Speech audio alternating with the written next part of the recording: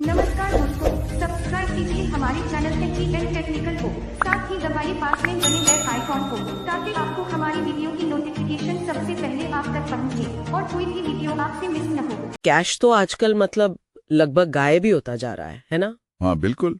चाय की दुकान से लेकर बड़े शॉपिंग मॉल तक हर जगह फोन या कार्ड से पेमेंट। तो आज हम इसी डिजिटल पेमेंट्स और कैशलेस इकोनॉमी की दुनिया में एक डीप डाइव लगा रहे हैं। हाँ, और हमारे पास जो ये नोट्स और लेख हैं, इनको देखकर तो यही लगता है कि ये सिर्फ पैसे भेजने का नया तरीका नहीं है, इसके पीछे एक बहुत बड़ा बदलाव है। बिल्कुल, और इसकी अपनी परतें हैं।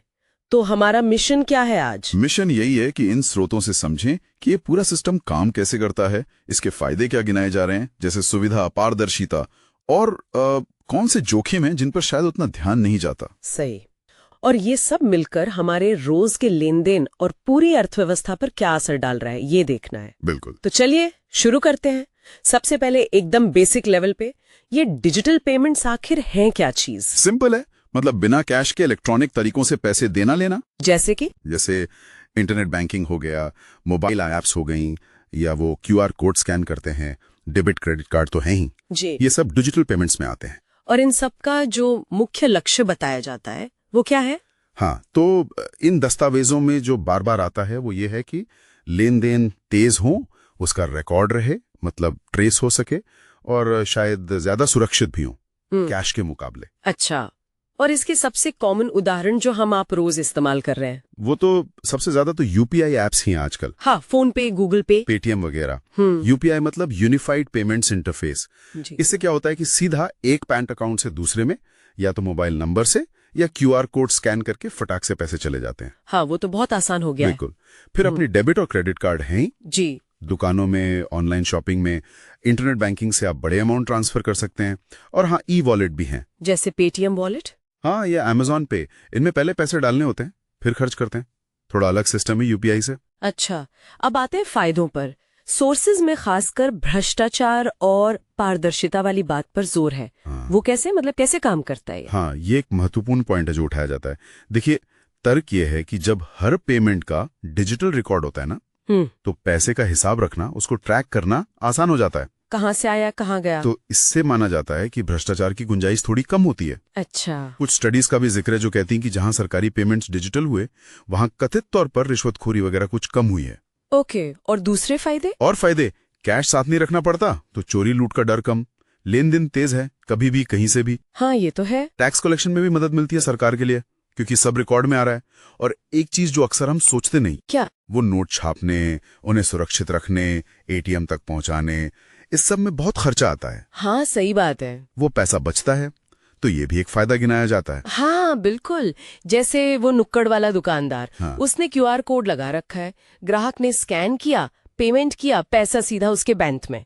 न खुले पैसे की खिचखिच, न नकली नोट पकड़ने का डर। हाँ। सुनने में तो काफी बढ़िया लगता है। हाँ, सुविधा तो है, इसमें कोई शक नहीं। लेकिन हर चमकती चीज सोना नहीं होती, है ना? इन नोट्स में चुनौतियों और जोखिमों की भी बात है। वो क्या है? हाँ, और ये जानना बहुत जरूरी है, क्योंकि सुविधा के साथ कुछ सीरियस चिंताएं भी हैं। जैसे? सबसे बड़ा डर तो साइबर फ्रॉड और हैकिंग का ही है। ओ हाँ। एक रिपोर्ट में खास तौर पर फिशिंग स्कैम्स का जिक्र था।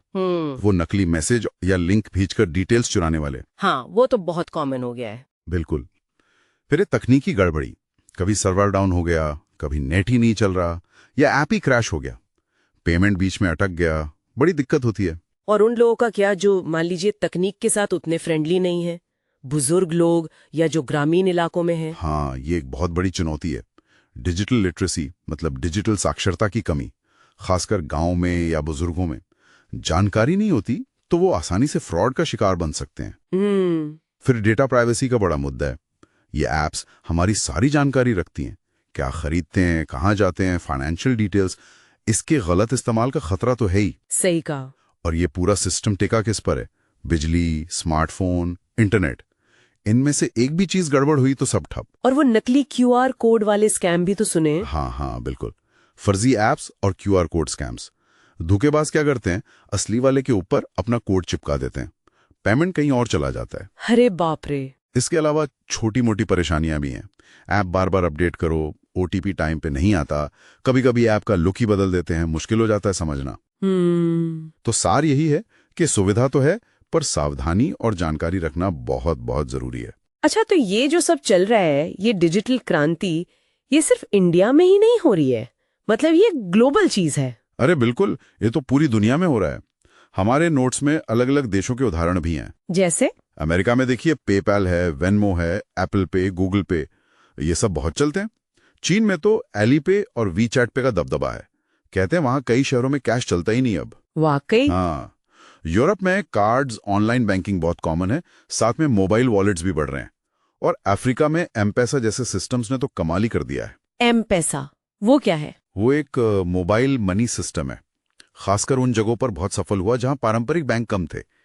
लोग अपने फोन से ही पैसे भेजते लेते हैं और छोटे एजेंट होते हैं जो कैश निकालने जमा करने में मदद करते हैं। अच्छा, इंटरेस्टिंग। हाँ, तो तरीके थोड़े अलग अलग हो सकते हैं हर जगह, पर डिजिटल लेन देन अब पूरी दुनिया की हकीकत है। तो इस पूरी चर्चा से, इस डीप ड्राइव से हमने ये समझा कि डिजिटल पेमेंट्स और कैशलेस इकोनॉमी वाकई दुनिया भर में लेन देन का तरीका बदल रहे हैं, तेजी ला रहे हैं, सुविधा दे रहे हैं, कुछ हद तक पारदर्शिता भी।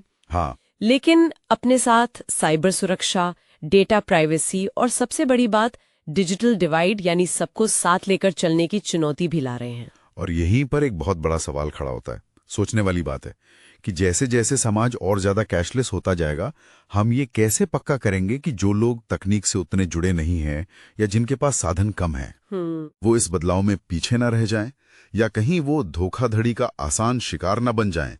ये सुविधा, सुरक्षा और सबका साथ, इस संतुलन को साधना, ये शायद आने वाले वक्त की सबसे बड़ी पहेलियों में से एक होगा।